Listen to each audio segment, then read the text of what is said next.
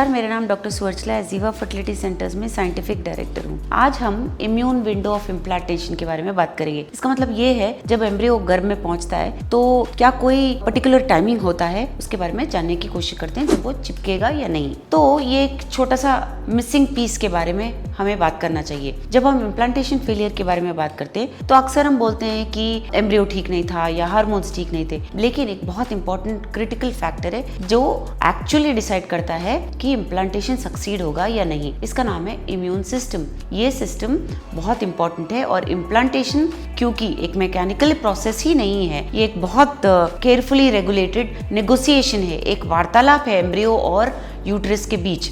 तो ये जो परफेक्ट टाइमिंग है, ये जो पीरियड है, इसे इम्यून विंडो ऑफ इम्प्लांटेशन भी कहते हैं। अब जो डेवलपिंग एम्ब्रियो होता है वो जेनेटिकली यानी कि फॉरेन बॉडी तो होता ही है, लेकिन माँ के लिए भी आधा फॉरेन बॉडी है, क्योंकि आधा उसका है और आधा अपने पार्टनर से आता हुआ स्पर्म का है। सो अगर हम इम्यून दृष्टिकोण से देखें तो एक्चुअली ये एक फॉरेन बॉडी के अंदर आ गया है। इसीलिए उसे रिजेक्ट करने के बजाय यूट्रस क्या करता है, टेम्पररी अपना इम्यून सिस्टम को शिफ्ट करता है, बंद कर देता है। तब क्या करता है, यूट्रस एम्ब्रियो को चिपकने के लिए अनुमति देता है और इस इन्वेजन को, जो एम्ब्रियो अंदर जा रहा है यूट्रस के, उसको अलाउ करता है, प्लासेंटल डेवलपमेंट को अलाउ करता है। सो इम्यून टॉलरेंस जो है तभी होता है जब एक स्पेसिफिक टाइम फ्रेम में पहुंचता है यूट्रस। इसका मतलब ये है कि इम्यून सिस्टम को ऑफ होना पड़ता है, नहीं तो एम्ब्रियो को भी वो इन्फेक्शन समझ के मार डालता है।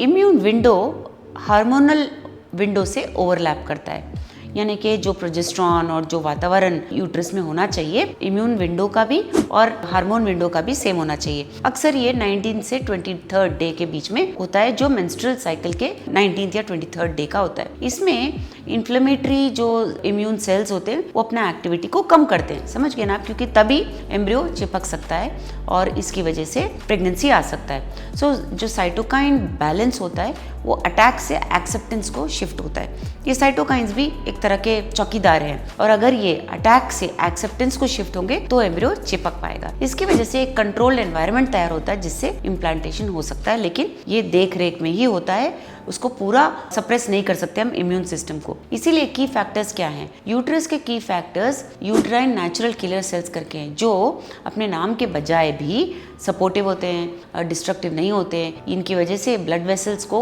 ठीक से मॉडरेट किया जाता है और प्लासेंटल ग्रोथ को इनकरेज किया जाता है। रेगुलेटरी टी सेल्स भी होते हैं जो इम्यून टॉलरेंस को इंक्रीज करते हैं एम्ब्रियो की तरफ से। मैक्रोफेजेस भी होते हैं जो टिश्यू रिमॉडलिंग और डेब्री क्लियरेंस, कचरे को निकालने में हेल्प करते हैं। जब ये सेल्स इम्बैलेंस होते हैं या ओवर एक्टिव हो जाते हैं या बहुत कम हो जाते हैं तो इम्प्लांटेशन नहीं हो पाता। सो जब ये इम्प्लांटेशन विंडो प्रॉब्लमेटिक हो जाता है तब ये इम्यून एक्टिवेशन बहुत ज़्यादा हो जाता है, और जब बहुत ज़्यादा होता है एम्ब्रियो रिजेक्ट हो जाता है। और अगर इम्यून सप्रेशन एक्सेसिव हो गया, यानी कि बहुत ज़्यादा इम्यून सप्रेशन हो गया, तो प्लासेंटा, माया भी बड़ा नहीं हो सकता। टाइमिंग अगर मिसमैच रहा, इम्यून जो सिस्टम है कभी और ऑन हुआ है और इम्प्लांटेशन विंडो कभी और है, तो एम्ब्रियो आने के बावजूद भी एम्ब्रियो चिपक नहीं पाता। इसीलिए कई पेशेंट्स को repeated implantation failure, early pregnancy loss और कभी कभी तो अच्छे एम्ब्रियो डालने पे प्रेगनेंसी भी नहीं आना इसी कारणवश होता है। इसीलिए सक्सेसफुल इम्प्लांटेशन के लिए एक सही एम्ब्रियो चाहिए, सही हार्मोन्स चाहिए और सही इम्यून टाइमिंग भी चाहिए, क्योंकि इम्यून विंडो की वजह से ही इम्प्लांटेशन हो सकता है। इम्प्लांटेशन बहुत कम वक्त के लिए होता है, बहुत एग्जैक्ट होता है, लेकिन बहुत ज़रूरी भी होता है। फर्टिलिटी इम्यून सिस्टम को ऑफ करना नहीं है, सिर्फ ये है कि इम्यून सिस्टम को और हार्मोन सिस्टम को कब अलाउ करना है जिंदगी को मौका देने के लिए। इसके बारे में और जानकारी के लिए, या अगर आपको मिसकैरेजेस या इम्प्लांटेशन फेलियर्स हुए हैं, अवश्य जीवा फर्टिलिटी सेंटर्स आए। Thank you.